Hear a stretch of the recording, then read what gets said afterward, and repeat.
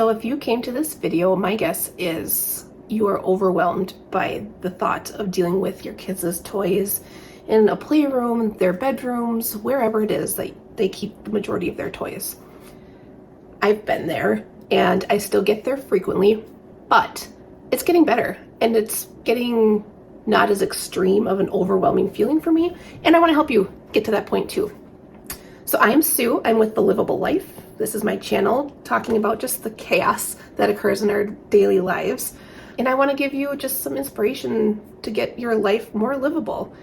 So we have 3 kids and their ages are 7, 5, and 4. And 2 of them have birthdays coming up. So then they'll be 7, 6, and 5. We just know that means it's going to be more toys added to the mix. In thinking about that, in preparation for that, I wanted to do this video to give you some tips of where to start decluttering the toys when you're just too overwhelmed to even think straight. Because I have done that. I have sat in the middle of this room, which is the playroom / my husband's office. There's other videos that I've done with organization in this room. And I've sat here and I've been on the verge of tears because I don't know what else to do. I don't know how to put one foot in front of the other. It's like, how do I even start? So I want to share with you what I've learned and what I feel like is a good process. So first things first, get your supplies. I like to have a laundry basket because kids just end up like stripping. I don't understand why there's always laundry everywhere. Get a laundry basket.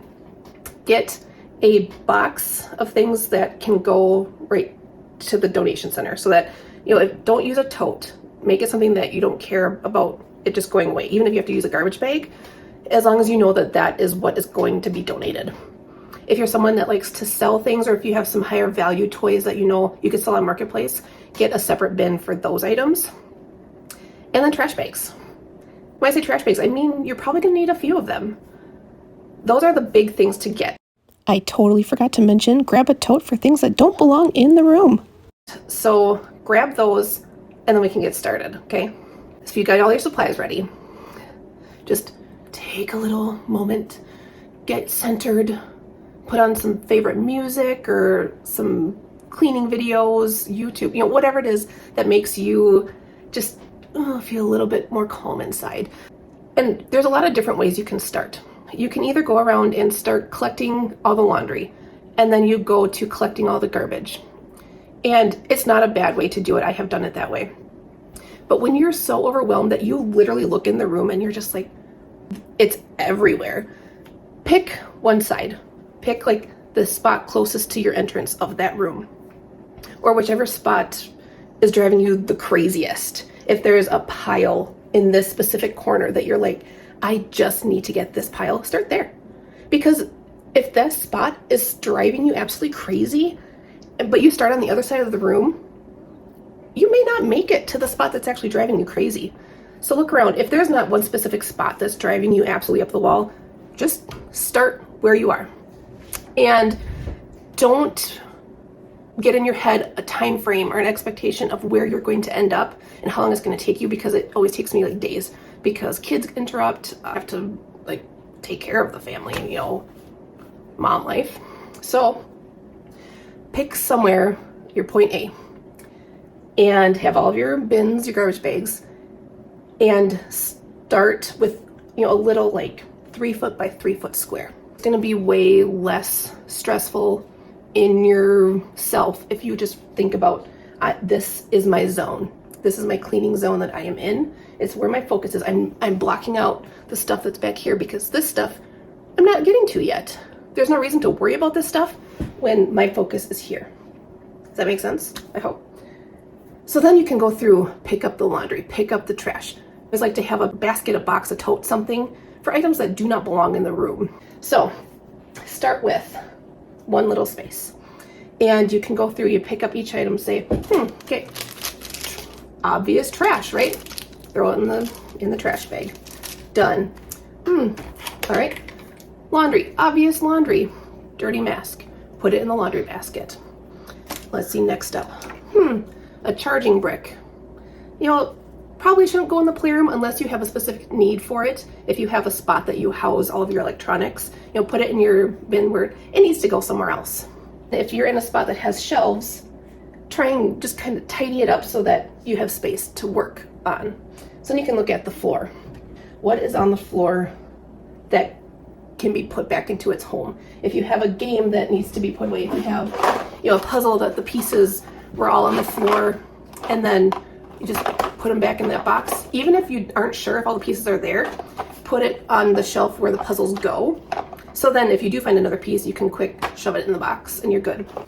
So you get your little zone to where you're comfortable with how it is. You got the trash out, you got the laundry out, you got stuff that doesn't belong there out, and you got it stuff kind of put onto the shelves where it needs to go. Move on to the next space and just keep working your way around the room. I like to get the areas where the shelves are done first. Like this shelf behind me stores a lot of the toys. And then we have a shelf over here with like the games, and we have a shelf with books. So then if you get those areas cleaned up first, then once you work towards the middle of the room, you have space to put the stuff, right? That's kind of the hope.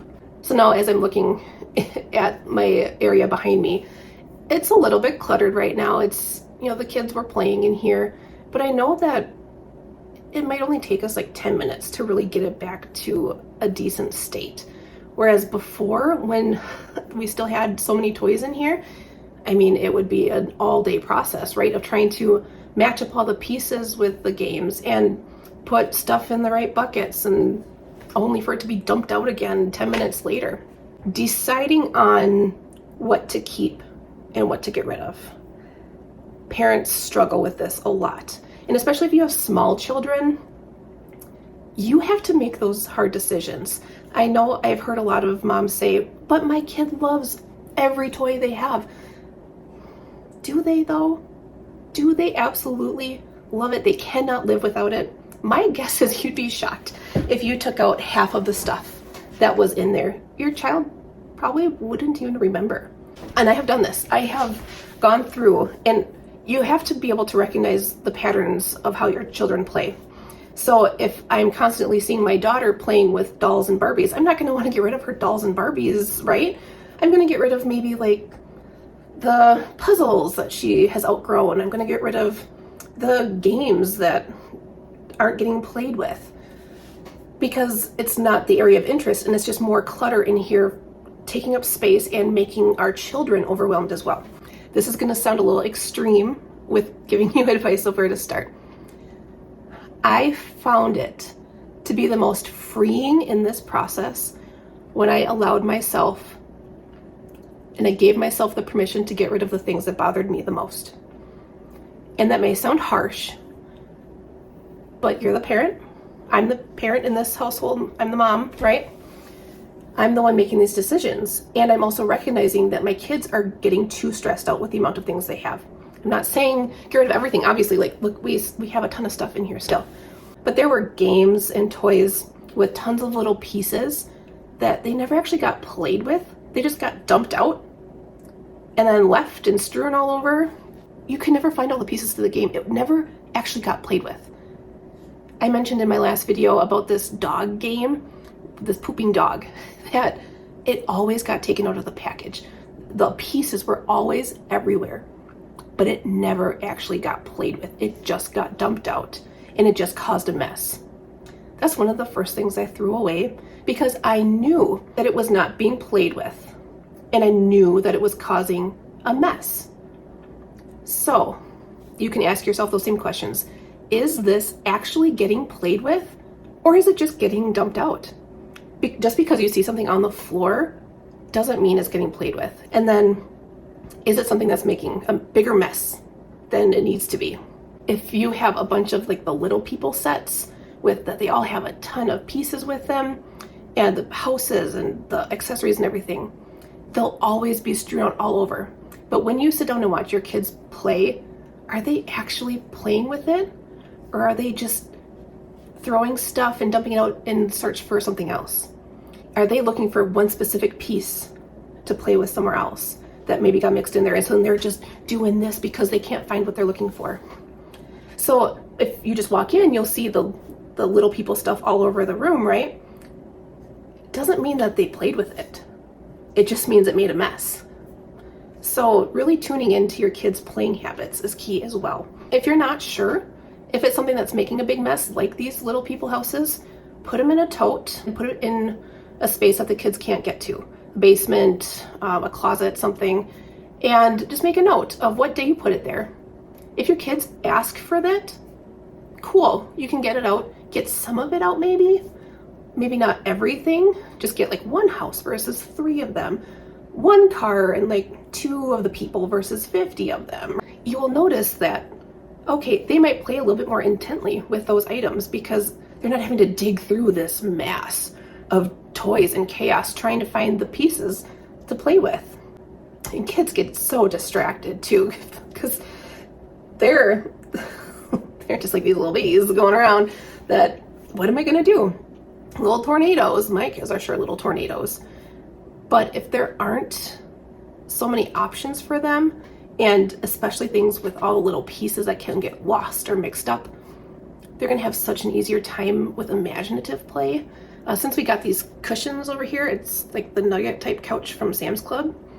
They play with that thing constantly, and they're always playing house or playing like doctor, playing hotel, playing school. My kids love to play school. Mainly it's my oldest daughter roping her siblings into playing school, but either way, they're still playing that way. They're using their imaginations. I hope this video has helped you even the tiniest bit. I know you can do this, and it feels so overwhelming right now. And I know that because I have been there. It has been me. It still can get that way for me as well. There is a light at the end of the tunnel. Hi, Marshmallow. Cat. She has to be here every time. Really? Cat. Anyway, there is a light at the end of the tunnel. It may seem kind of dim right now, but I promise you it'll brighten up. Just take these tips that I gave you, even if you have to edit them, it's okay. You need to do a process that works for you. Just because you're watching a YouTube video or watching a Netflix show about the way someone does something, it can feel really overwhelming and make you feel kind of bad about how you are living your life because you're seeing these people being able to do these processes, but what you don't see is the amount of time it really takes. It's not going to happen like that. It takes time not only to go through the organization process and the declutter process, but also the mind shift and trying to shift your family's focus and what really matters. It's going to start with you, because it's starting with me as well, and making that decision that for us to be functional and happy in our home, we need to have less, because all of us are too overwhelmed. Anyway, I hope you like this video. Give it a thumbs up. I hope you subscribe if you want to see more content. So stay tuned for a video coming out where I talk about what do kids really need and their play habits. And I think that will be helpful too in how you tackle holidays, birthdays, and helping to decide what to keep in your household, because it's been a huge mind shift for me as well. So, all right. Thank you for joining me. Have a good day. I'll catch you next time.